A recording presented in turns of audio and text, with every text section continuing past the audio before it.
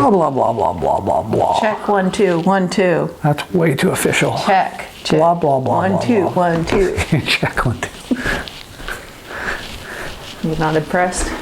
Oh, I'm impressed. Good morning, everyone. All right, we are going to share today how it is we came to live on a farm.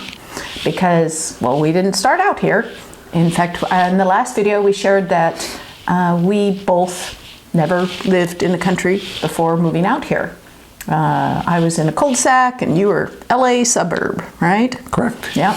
So 13 years ago, actually a little bit longer than that, we were living in town, and I had seen an ad one day for somebody teaching a horse lesson close by. And I asked Bob if it would be all right if I could take a horse lesson. And of course he said, sure, that'd be great. Sounds fun. Yeah, so that one horse lesson led to us eventually looking for a place to live out of the city. And oh my gosh, it was what, almost 2 years before we found this place? 2 years, and you looking for 2 years. Yeah.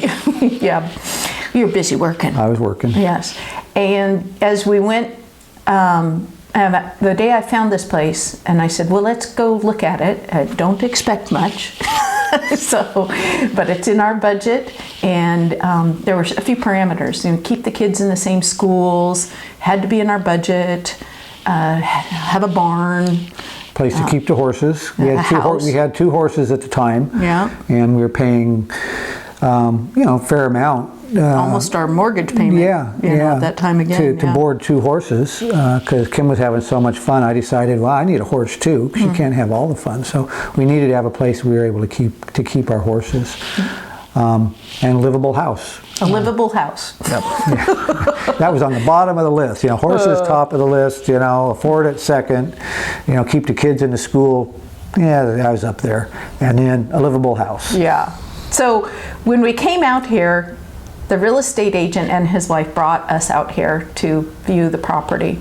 And I can see the real estate agent's wife and him as well as we walked around and looked at this place, and the disgust that was on their face. They were not sure. They're like, what are you want to live here? Yeah. I don't know what. Ugh. And in all honesty, it was bad.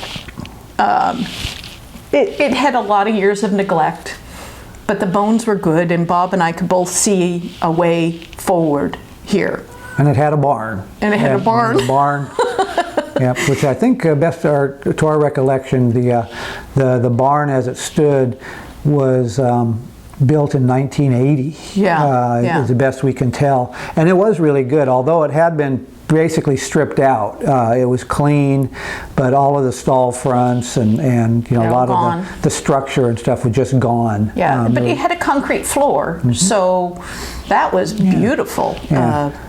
So we were on our way once we saw that. That was say, yeah, we need to check this out. So. Yeah, it looked like squatters had lived here for a while. In fact, underneath the house, we found through the process of purchasing it was bank owned at that point.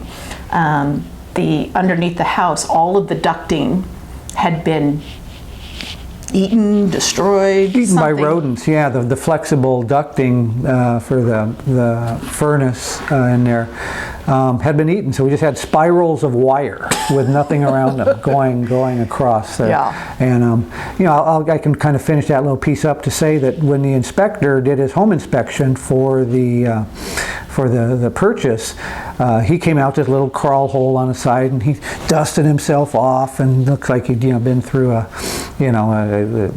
some terrible apocalypse. Yeah, apocalypse.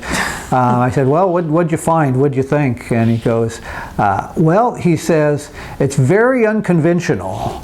Pause. He says, but it's really sturdy. And so, because the house is 1923 original. Yeah. So underneath there we have boulders. Yeah. That's how they used to build back then. They would use whatever they had. So there's very unique dimensional lumber in there. Like the guy probably knew somebody that had a lumber mill and cut some pieces to fit. There's boulders that are holding up various parts of the foundation. But with a house of this vintage, that was acceptable, and so that part was really good. I'll kind of add on and amplify what Kim said when we left.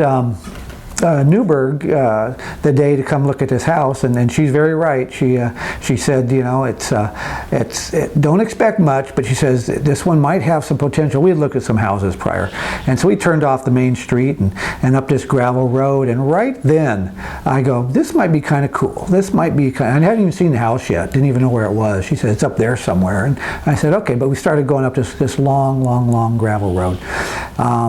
And when we got here, to make a long story short, as far as what it took to get here, we knew it was the right thing to do. So we jumped on the phone, talked to the bank, and were able to put a deal together. And then the reality kind of set in, and that's probably a story for another video. But what sold me on the idea, and what was really great is my father gave me a couple really good things that I've been able to bring forward.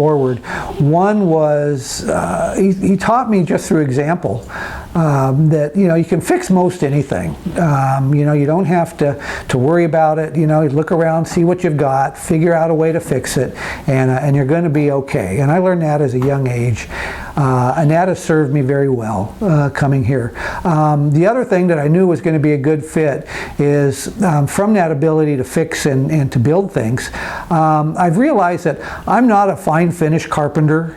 If I have to cut things and they have to be a 32nd of an inch or a 64th or even an 1/8 of an inch, I'm going to be challenged to do that, both just by maybe my interest, my patience, the tools that I have in order to do that.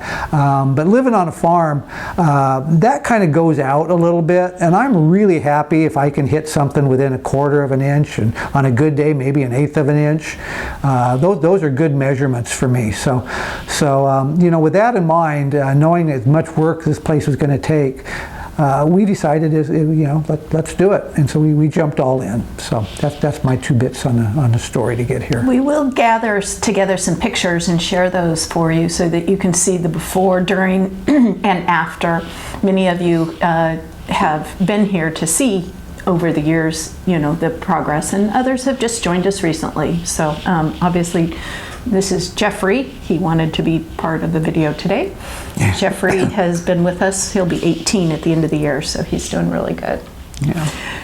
I think we can stop there and build on that for next time. We'll talk more on that. It's a great story, and a continuing to develop story, and this will kind of lead into Cowboy Bob's tips and tricks, and many of which I've found out on my own. Others, thank goodness for YouTube. I've learned a lot of stuff, so to be able to bring some of the things together as they come forward. And a way to thank all those beautiful YouTube people who save us in so many different ways to be able to it's amazing. Fix things around here. Yeah. So, all right. I hope you have a wonderful day. Thank you. Thank you guys for dropping in again, and we're excited to do this. I will make one little disclaimer. Doing YouTube type videos when you get to see yourself on camera, that's pretty revealing.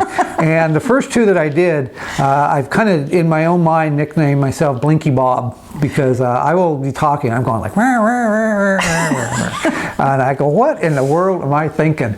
And so I'm working really hard on keeping my eyes open. So I'm not sure how well it's working. I think there's a balance there. There's probably a balance, but I think my thought is, well, if people see me blinking, they know that I'm not asleep, that I'm really connecting here. I look at it and I go, what a goof. So anyway, this is a development process. So, I'm evolution in action. I'm growing, so this is good. Hopefully we'll get polished here a little bit, and I'll do better. Yeah. All right, you guys, thank you very much. Have a wonderful day. Thank you. Bye now. Bye.